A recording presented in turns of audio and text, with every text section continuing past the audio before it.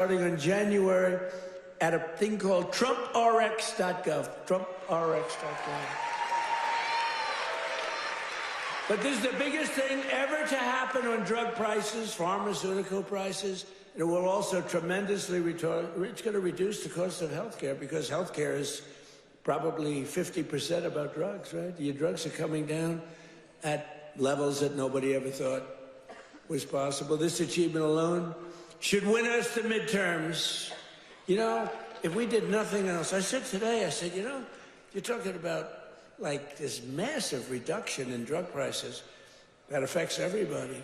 Older people, younger people, middle-aged people, sick people, well people. It's not just like patients, it's everybody.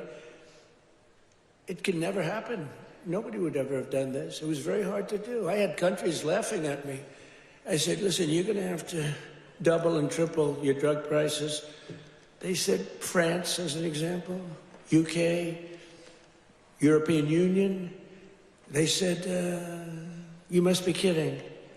They've had low prices for years. The drug companies would go, could you pay more? No, charge the United. They wanted the drug companies, in all fairness, to charge the United States of America. And they made up all sorts of crap. Well, research and development. I said, well, what about research and development? Why aren't they paying also for research? Well, it just never worked that way. They used to use, remember, research and development, that's why we pay more.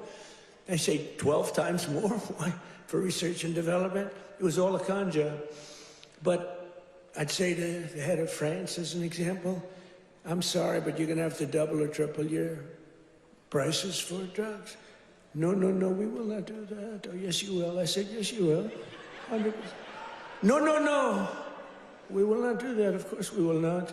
I can't do that. I said, yes, you will. No, I won't. Yes, you will. And he said, why do you have such certainty? I said, because if you don't do it, I'm going to charge you a 25% tariff on everything you sell into America.